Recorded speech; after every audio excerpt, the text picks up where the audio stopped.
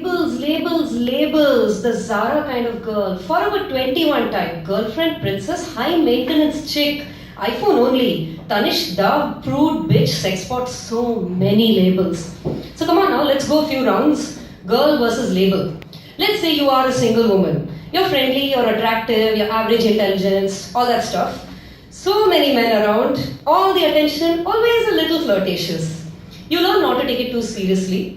After all, you don't want to be one of those girls who hears wedding bells ringing the minute a guy smiles at them. That label is not for you.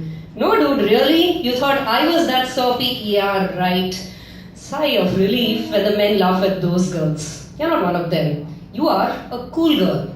It happens so quickly you never even see it coming. One burp here, one food stained t-shirt there. These boys are comfortable with you. It's okay, he's human, you say. And then he keeps you waiting for 1 hour. When he shows up, he starts to tell you about how his job sucks. You listen because, what else can you do? He leaves before you get to tell him about the horrible week that you've been having, but okay, maybe next time. You're not a princess. You are. We're close, girl. It's all cool.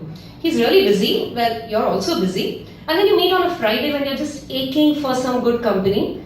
And he is distracted. He keeps looking at his phone. You go silent and he doesn't even notice. He looks around and says, this place just kind of sucks, just let's leave. You can see hanging in the air above his head. He's just not that into you. You sigh a little, eat a little chocolate, drink a little wine, complain just a little too much to your best friend, and then you're okay. You don't do whiny, you don't cry. You are independent girl. 2 weeks later, he calls when you're in a meeting. When you finish work, you just want to get home and sleep. He calls again the next day and again you're busy. Your head hurts because your period is due and you don't really feel like talking. And then your WhatsApp starts pinging like crazy. Where are you? Why are you not replying? What is wrong with you? Are you okay? You smile and you think, oh, that's sweet. You reply and you tell him you're just not feeling too well and just taking the day off. And then you put your phone away feeling like independence is a good thing. Labels are bad ideas for both sexes, right? Labels just constrict everybody. Now even your period cramps don't hurt you so much. Who says you have to be PMSy girl? The next day you call him. He doesn't answer. 2 days later you try again. He replies in a whisper. Hello, can't talk right now, I'll call you back later. Yeah. 3 days later there is a phone call which you don't want to think about who dialed. There's only this much willpower a girl can have when she's on her period. You decide to do that event today, that poetry slam, that stand-up comedy show, one of those group things. There are so many people around that you don't get to have a real conversation, but it's nice to see him. Your back is aching like crazy, so you leave early. He doesn't offer to drop you home even though you both came to the event together. And even if he did, you'd say, are you mad? It's only 10 o'clock. Stay, have fun. I'm alright. I just want to get home and sleep. Yeah, I'm no fuss girl.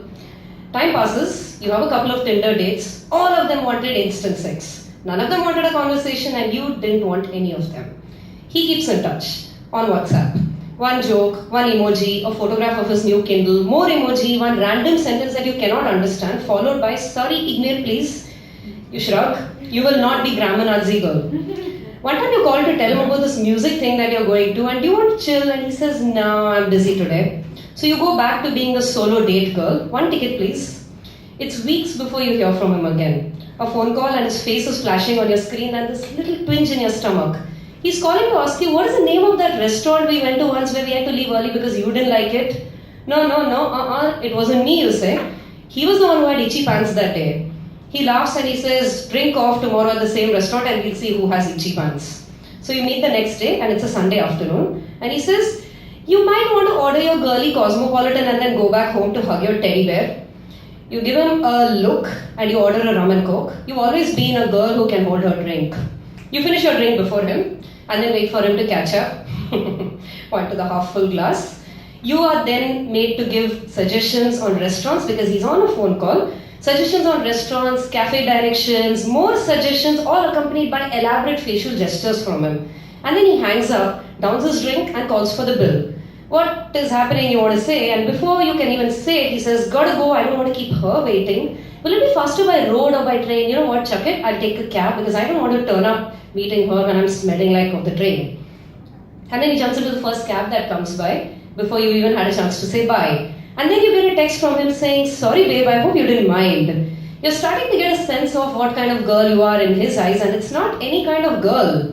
Boys treat other boys this way. 1 week later, you're on your first date in ages, and he calls when you're placing the order. You mute the call. Your phone keeps vibrating through the first drink, and then he calls again. If you don't answer it now, you'll have to explain to your not date why you're not answering it. So you pick up the phone and answer, and he's ranting about that shitty restaurant and can he come over right now? You look up at the guy sitting in front of you. You listen to the guy talking to you on the phone. Which one of them is likely to stay in your life for longer? You take a deep breath. You're not supposed to let a new guy dictate your life, right? Friends before lovers. So you get up and you take your phone outside. Not now, later in the week you manage to tell him. And then when you return, the bill has arrived. Your not date is not a date anymore. Game over. Labels 1, girl 0.